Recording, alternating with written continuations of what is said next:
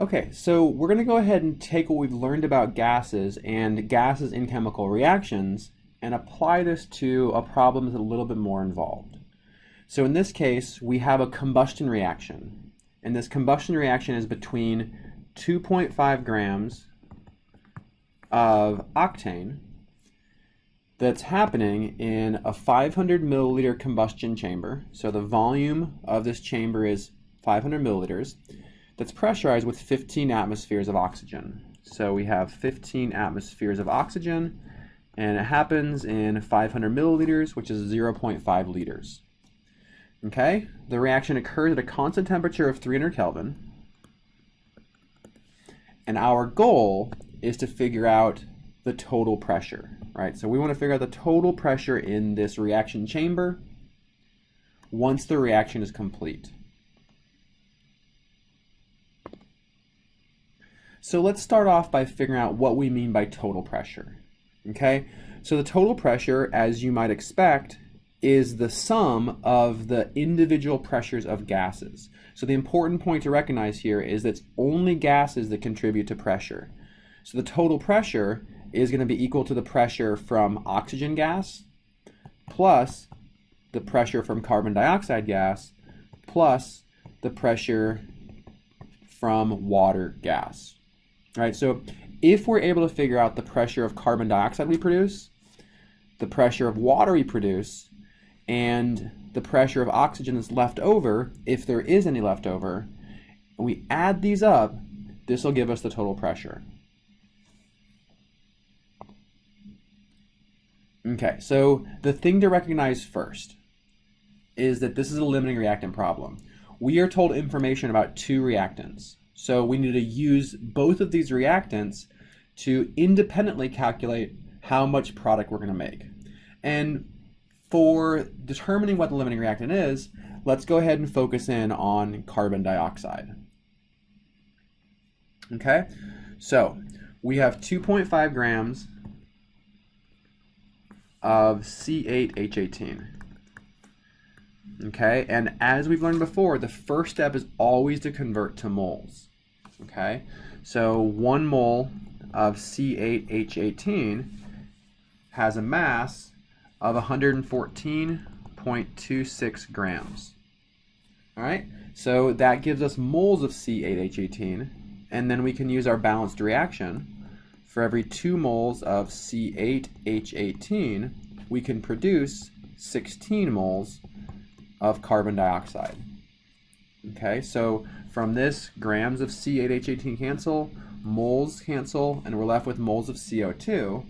And plugging this in your calculator, we see this is 0.175 moles of CO2. All right, let's now approach this from the perspective of oxygen. But with oxygen, we have a gas with information about pressure, volume, and temperature.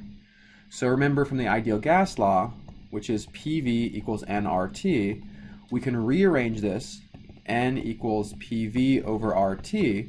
So from the pressure, volume, and temperature, we can calculate moles.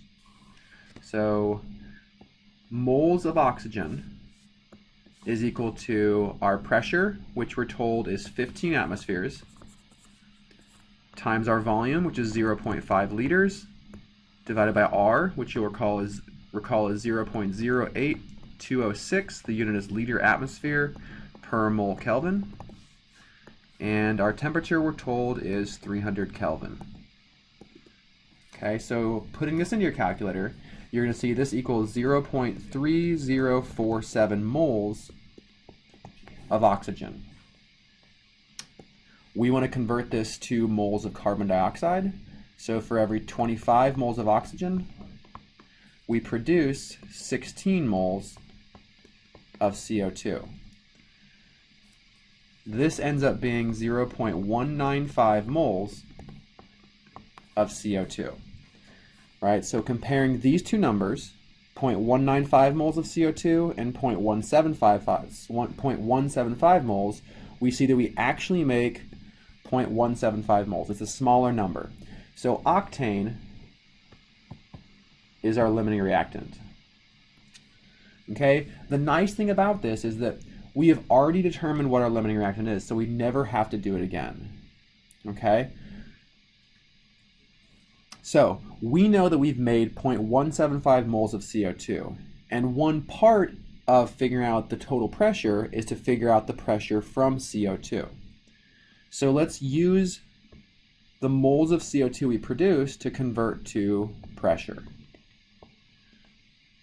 Okay, so again, from the ideal gas law, we know that pressure equals nRT over V. I've just rearranged the ideal gas law to solve for V.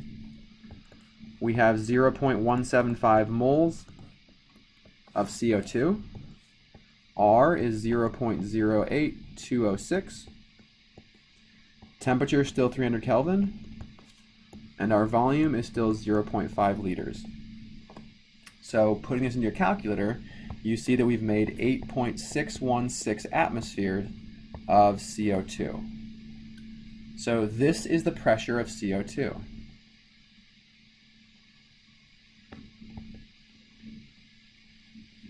Okay, so we know one of our pieces here. Determining the pressure of water is really similar, but we already know that octane is our limiting reactant, so the math is actually even a little bit easier because we don't have to do all of these steps. We know that we start off with 2.5 grams of octane, and we already determined its molar mass is 114.26 grams per 1 mole. This is for octane. And from our balanced reaction, 2 moles of octane give us 18 moles of water.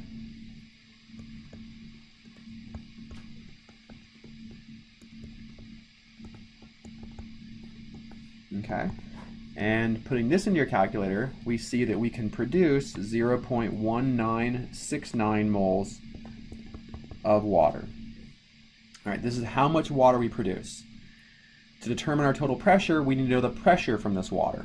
So just like we did with oxygen, we're going to plug this into the ideal gas law and solve for pressure.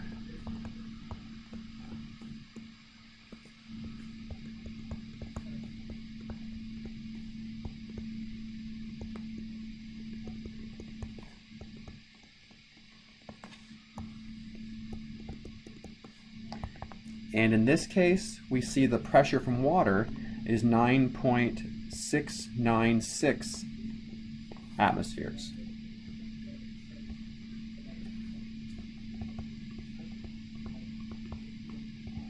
Okay, so we now know the pressure of carbon dioxide and the pressure from water.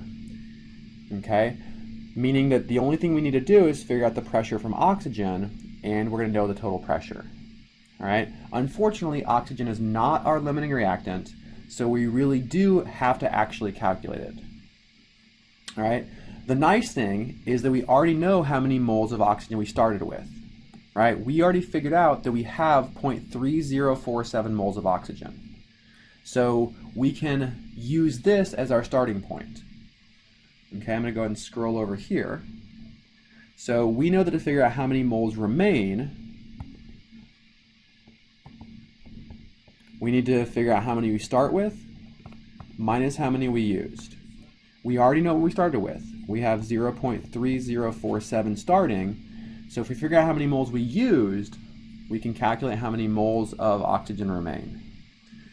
Okay, so from right here, I know that I made 0.175 moles of CO2, and from our balanced reaction, for every 16 moles of CO2, I consumed 25 moles of oxygen. Okay, so using your calculator, we figure out that we've used 0.273 moles of oxygen. This is how much we used. So remaining, we have 0.0313 moles of oxygen. Okay, so we're almost done now. We know how many moles of oxygen we have left over. We can plug this into the ideal gas law. Pressure equals our moles, which is 0.08206 0.0313 times R times T divided by our volume. So the pressure from oxygen is 1.54 atmospheres.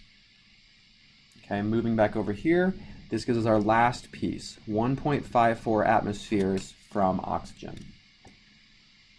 All right, we now know that we have 1.54 atmospheres from oxygen plus 8.616 atmospheres from carbon dioxide plus 9.696 atmospheres from the water, giving us a total of 19.852 atmospheres in this reaction flask. Okay, so this is a fairly long problem, but as we've seen before, if you can break it down into pieces, it becomes easier. Recognizing that we need the pressure of oxygen, pressure of carbon dioxide, and pressure of water is the first step. And then using our limiting reactant approach to figure out how many moles of carbon dioxide we produce, and then the pressure of carbon dioxide, figure out how many moles of water we produce, and then the pressure from water, and then finally figure out how many moles of oxygen remain, and then calculate the pressure from oxygen.